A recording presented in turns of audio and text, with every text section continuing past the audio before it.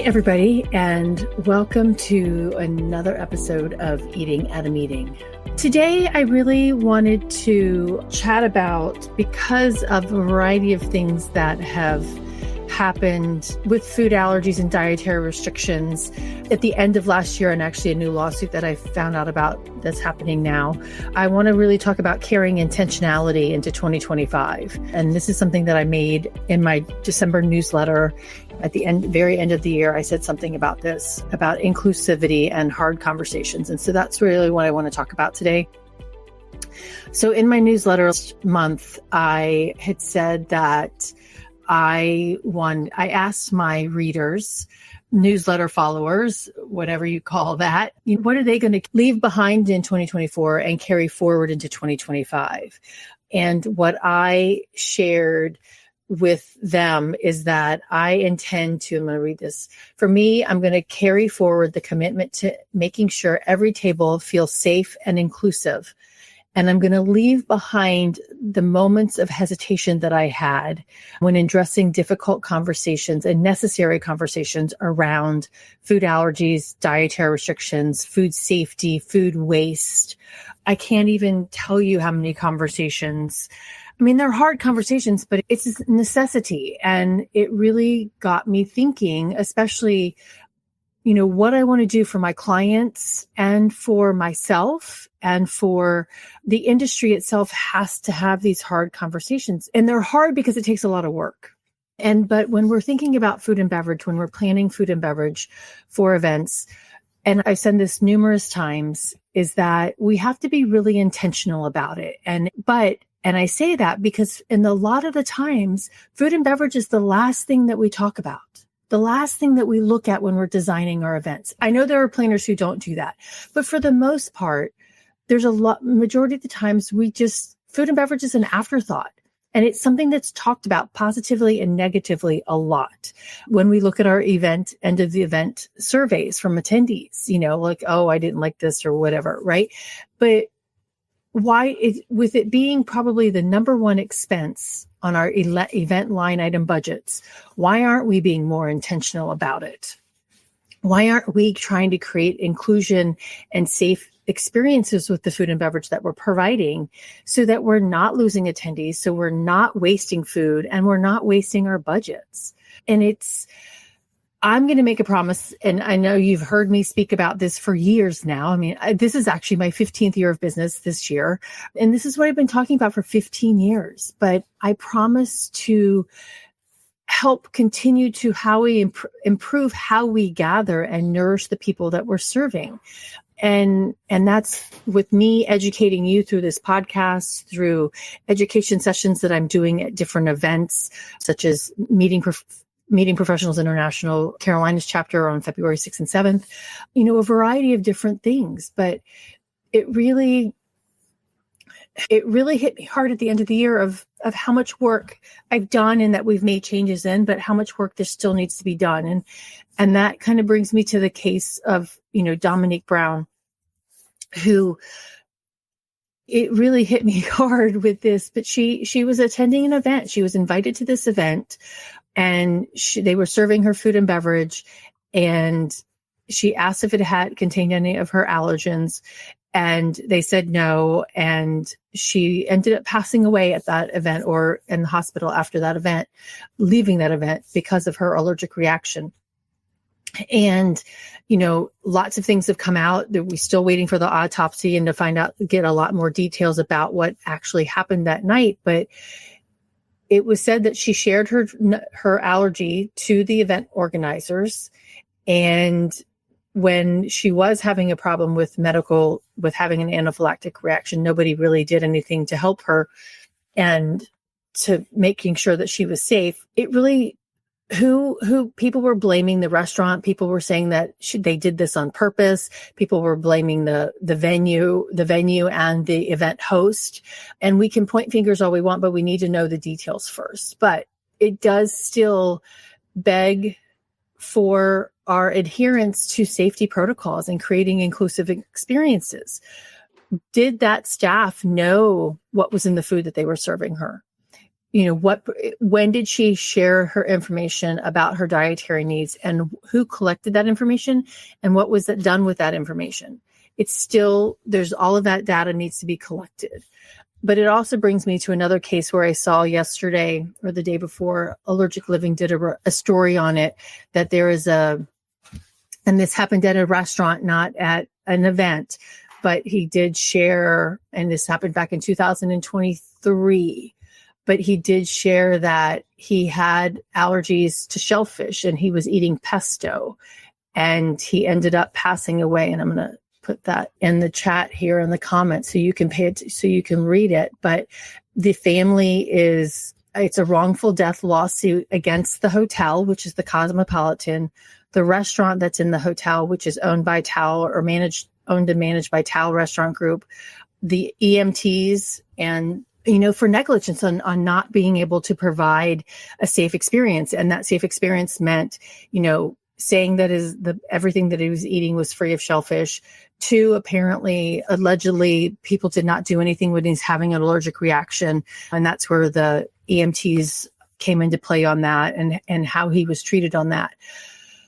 But it all comes back to training and to responsibility and to understanding what we're serving our people, and making sure that the front of the house and the back of the house are communicating correctly, and that information is in the systems that people are looking at to order the food.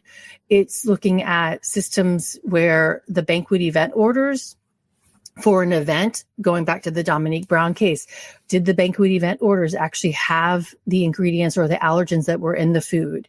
Was there anything notified in there that Dominique Brown had an allergy and that she shouldn't eat this kind of information? It begs for more training. It begs for more responsibility. And it begs for intentionality. And I was just having a conversation with a client who I'm going to manage food and beverage for, and really making sure that the food is labeled properly, right, going forward. And she wants to make sure that the food for her and the food for me, and it's made on it's made safely. It's delivered to us directly. It's not requiring us to go through a buffet where the labels are not correct, but making sure that those labels are correct through when they go through the buffet. And I'm sorry. I'm so, I don't know if it's pent up frustration or whatever, but and I'm very, very passionate about this. And if you've listened to me for a while, this. This past summer when I did an event, my catering event manager, she pushed back on food allergy labeling. On our banquet event orders, I had put that because we had a person who was allergic to nuts. All nuts, could not be in the room with nuts. So we made multiple conversations with the hotel, with the chef. We knew that it was not a nut-free environment at the hotel, but because we had 95% of their meeting space and 95% of their sleeping rooms, they agreed to make sure that our event was completely nut-free. And so it was on our banquet event orders that the event would be completely nut-free. And when I walked into the staff room, I'm the first one there. No one else is on site yet. I walked into the staff room, and there are bowls of cashews and bowls of almonds there for consumption for the staff. Immediately called my event manager and said, this needs to be removed immediately. I mean, it should not be started. Thankfully, that server, the next day when we were having our first food function event with the attendees, there were nuts in the muffins. And he was the same server that, helped me get rid of the nuts in the room before and the staff room. So he saw those nuts and he pulled it from the buffet, from the 2 buffets that we had. And he went back and he talked, and the pastry chef said, "Oh, I forgot." And again, this comes down to intentionality, and this comes down to being diligent about what we're doing. And when your documentation says, that there are no nuts to be served, there shouldn't be no nuts to be served. Who is doing the cross-referencing? Who's doing the quality assurance on that? Actually, last one of my podcast episodes, and I'll pull it up real quick, with Devin. Let me find it real quick. We were talking about that. I mean, Devin Pasha, I need to mute this before it comes on mute site. If we say that, can we put it in our contracts that if the hotel or convention center fails to do their due diligence in doing this, that we get some compensation or back from what we've done? I mean, we've asked you to do this and you didn't meet that need or meet that contractual obligation. So how can we manage that? And how can we put that responsibility back on you? I had one client sent me a contract clause that said, unless you tell us, 12 months in advance about food allergies or whatever it was, we're not responsible for anything that goes wrong. No, you're responsible for food safety, and food safety comes along. Food allergies fall under food safety, right? If you are negligent in the fact that we've told you, and we changed the clause, to put some stipulations in there on what that would mean, it is your responsibility as a hotel catering company or hotel food service provider that you are managing food allergens in the kitchen. It is part of the food safety, food handler certification from ServSafe and a variety of other ones. The Texas Sergio Lopez Food Allergen Awareness Act now requires all food handlers to have food allergy training before they step into the kitchen. And there's laws in California on it as well. And the food code is being updated. The 2022 food code says that all unpackaged food must be labeled with top allergens. Only 6 or 7 states have started to adopt that code and are working on implementing what those standards will be. But are you in one of those states? What are you doing? And I'm going to put in the comments here, my interview with Devin, talking about how meeting planners are held to a higher, to provide certain things by certain times and by certain regulations that the hotel has or convention center has.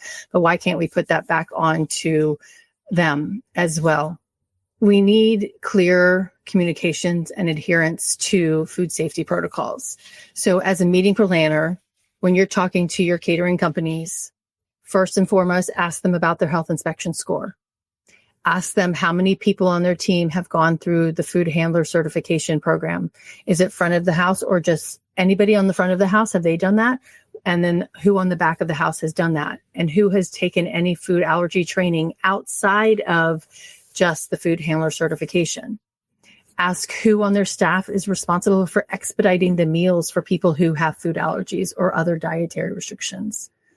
I mean, and I'm saying this, this is the right thing to do, but it's also the legalities, right? And risk. I mean, you don't want to be, the Cosmopolitan and the Tao Restaurant Group. You don't want to be the restaurant group that Dominique Brown and the company that she was attending an event with. You don't want to be them being in a lawsuit, a wrongful death lawsuit. And then there's even going back to there's a Disney Springs lawsuit in place where they're still collecting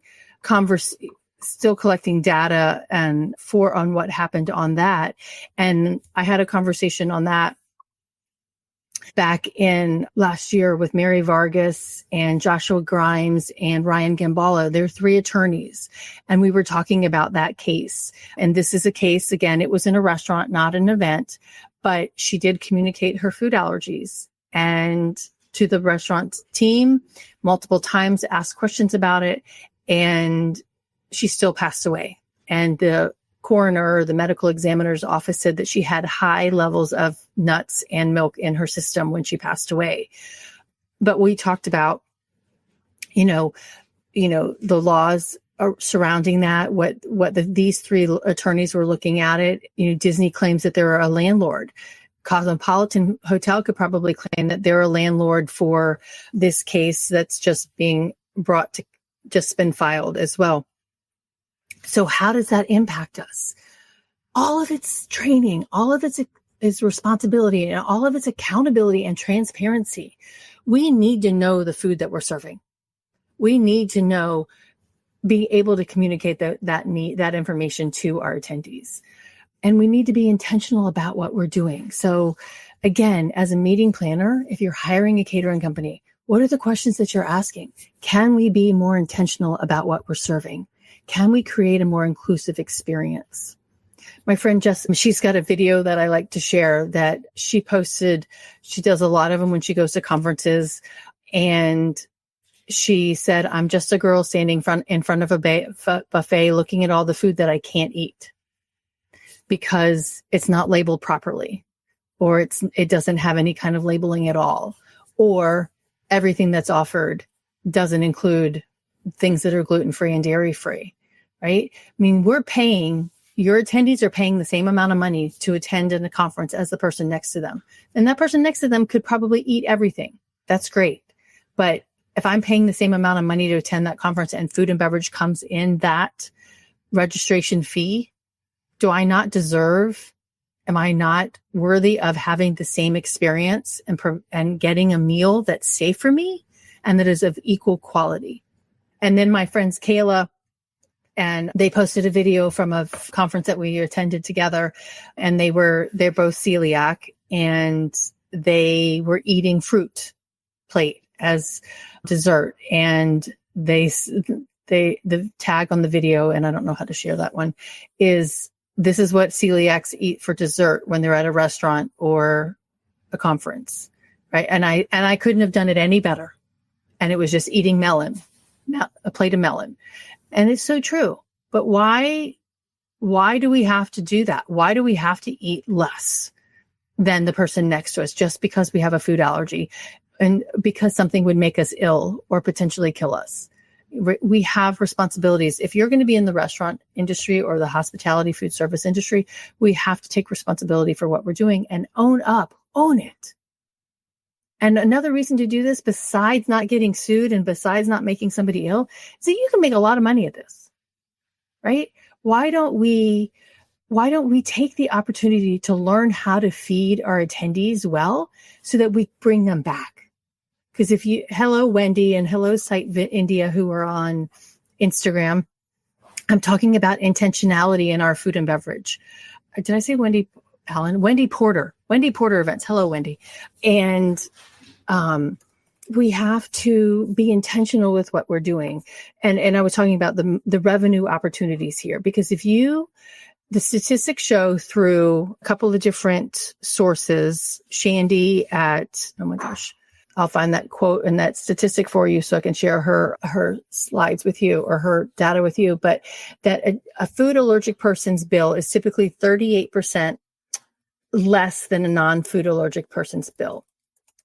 And then from the gluten-free passport statistics, it says 91% of a food allergic person, 91% of people with food allergies or celiac disease will come back to a restaurant if they've had a great experience and feel like they've been taken care of. And Certistar is Shandy's thing. And so think about that. If you can increase your sales of food to a person who's food allergic by 60 and then get them to come back 91% of the times, why would you not do that? Why would you not want to get them back and bring them? Which brings me to the case of my friend David, and this comes to non-alcoholic beverages, but he walked into an event and there were no non-alcoholic beverages options. So he and 4 people left that event. Think about the people who are leaving your event to go find something safe to eat or go find something to drink that meets their needs. That's not, soda or whatever. You're having them pay money to come to your event, and they're leaving your event because they can't eat or they can't drink. Are you getting out of them what you intended to do? Or are you just trying to take their revenue, their money? Think about how to create that experience so that they stay there. They engage with your other attendees, that they're learning from your other attendees and the speakers that you're paying to speak at your events. What can you do? How do you do that? It's about making more money. I want you to make more money. I don't want you to get sued, and I want you to create a better experience. And here I'm going to share Shandy's website here. Certistar is her company, and it's an app that it's a technology that allows you to label all of your food for allergens and different dietary restrictions and lets me as the guest choose what I want to eat from that. And she's got some great stats in there on her website. Check it out there. I know I feel like I'm on a rant, and I apologize for that, but I'm very, very passionate about this, and I want to make change. I want to make sure that our industry is the industry that I love, is making sure that you're safe and you're protected and that you are providing experiences that you intended to do when you created your business.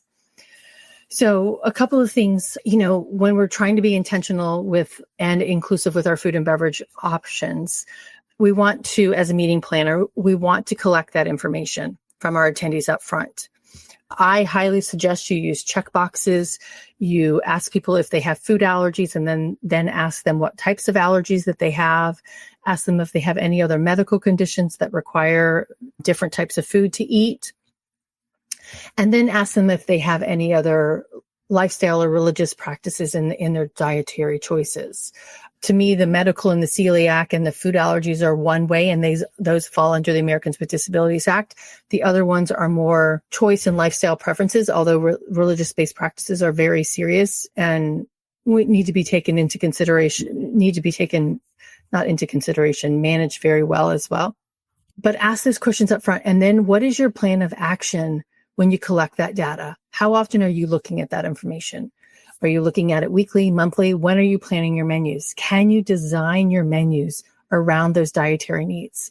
And if you do so, you can actually save money on not preparing extra plates, not reducing your food waste or your food loss by preparing food that's going to go uneaten by somebody because we didn't think about it.